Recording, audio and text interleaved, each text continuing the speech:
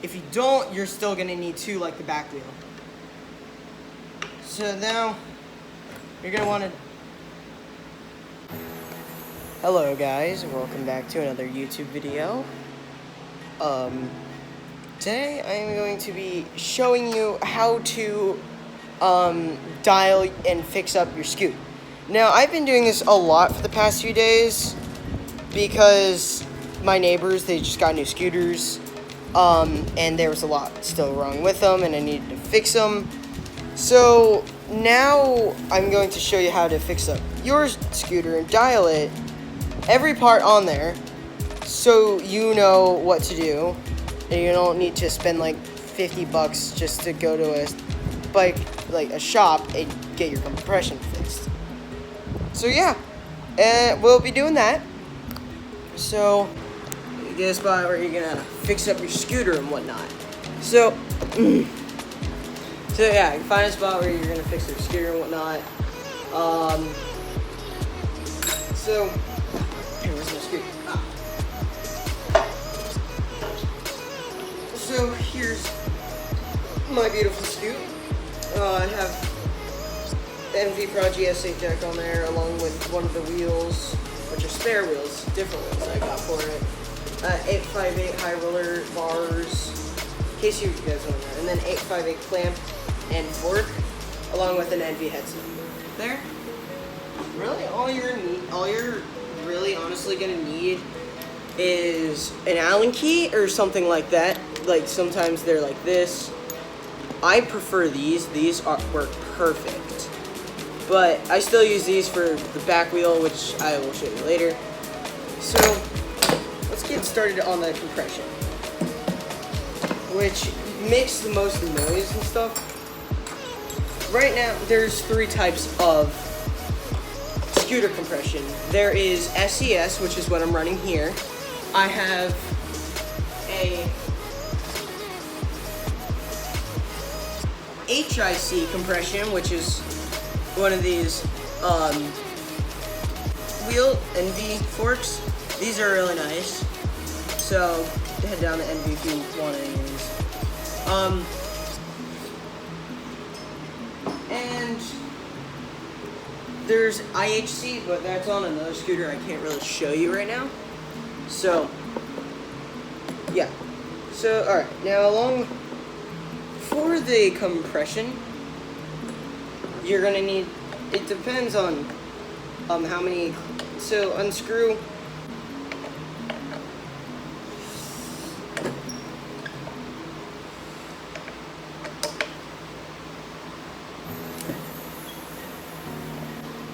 because I tighten these a little too much. Alright, now that I have them loose, never take the bolts out. Never take the bolts out. Just loosen them. Because you never need to take them out because the bars always slip off. So, depending on what compression you have, since I run SES, my fork won't come off with my bars. Because when it's SES, here, I'll show you. With that, you need to tighten, now you need to loosen this. So, now for this, you're going to want to unscrew this.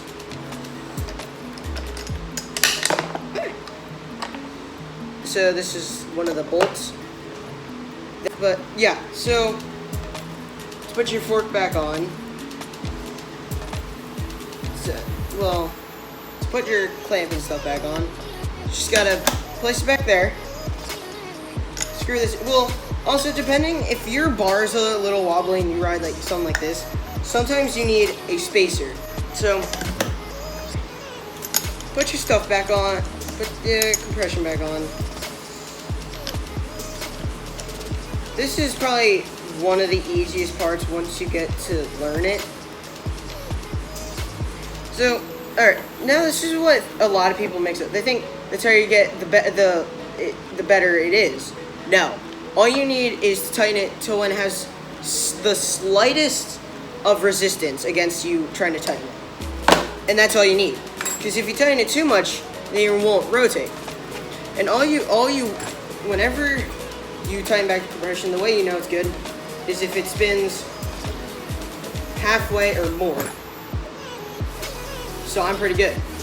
It's pretty good on there. And now, if I put the bars back on,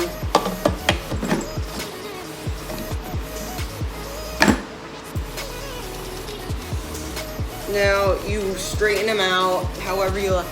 Sometimes I like a small little, like it's straight but not 100% straight. There. That's just how I ride. That's how I like it. So then tighten the bars back up. I mean the clamp. Can't talk today. Sometimes, if you want to get tighter, sometimes I sit on my scooter. That's why I have it on a stool. Remember, you don't need to have it in the exact environment. I used to do it on tables back there. You can do it without having it on anything. It's just what I prefer. So, just getting that all tightened up.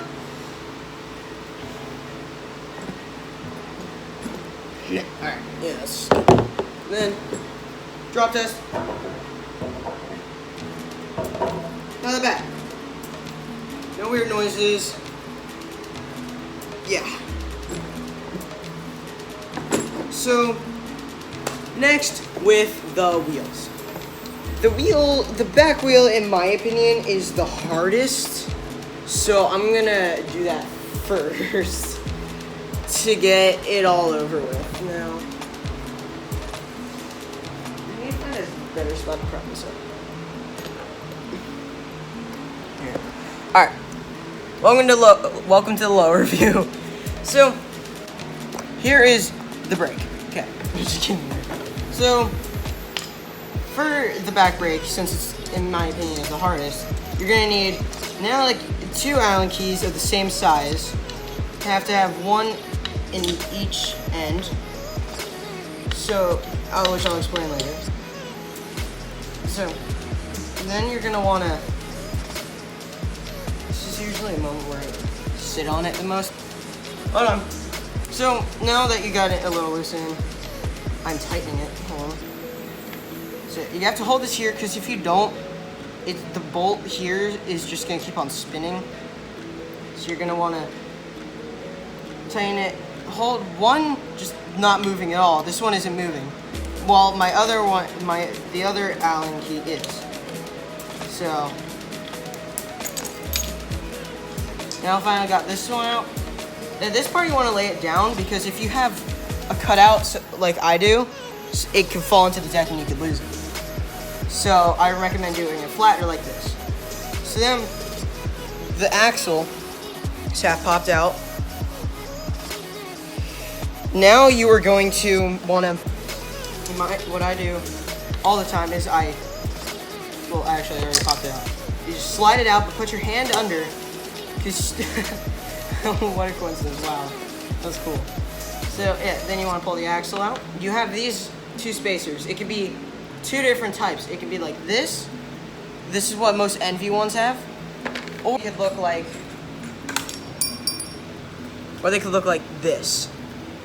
These are hard. These are not fun. These are what I had on my Mad Gear. Those are crazy. So yeah. Now that you have these all out, you can switch out wheels or whatever you want to do. These are brand new wheels, so I don't want to do it, like take them off. I mean, put on other ones.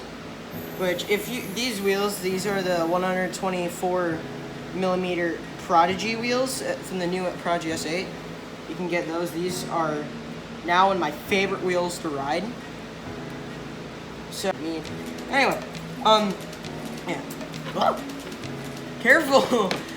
For your scooter to start falling forward. Oh god. So, put this up. Now this is my least favorite part. Putting the axle back in. Hey, the one time it's actually good to me. Okay. So I got the axle back in. Now you take this cap, screw it back in. And do this anytime your scooter sounds weird. Mostly, it's usually the compression or sometimes brake. Not all the time. Tighten it again. Ah! didn't even react to that at all. I just watched it happen. Tighten it. Tighten it to as hard as you can, because if you don't, you got wobble the wheel a little. If you feel any space in there, you want to tighten it a bit more. So I'll have all that done. Spin it, then we'll do a drop test. Sounded a lot better. So now with the front wheel. Front wheel, in my opinion, is the easiest out of all. So here, mine, it has like a bolt, a nut like this here, and then just the axle on the other side. Some of yours might not have that, but it came with my 858, and I like those a lot better, so I slapped it on this. Now to take this one off, you only need is one if you have one of these nuts. If you don't, you're still gonna need two like the back wheel. So now what you're gonna want to do is unscrew it, but with the nut, usually you're gonna want a screwdriver or something to hold it. I just use my fingers sometimes. Your fingers work just fine. I'm screwing it in. When you do that, yeah, that happens. Falls out.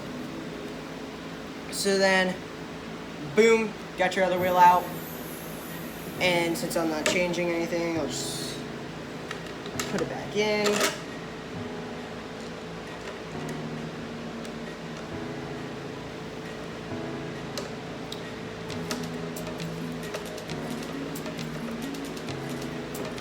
Tighten it up until you feel like it's good.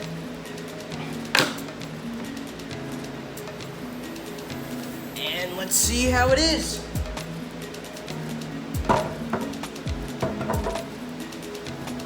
And it's sounding pretty good.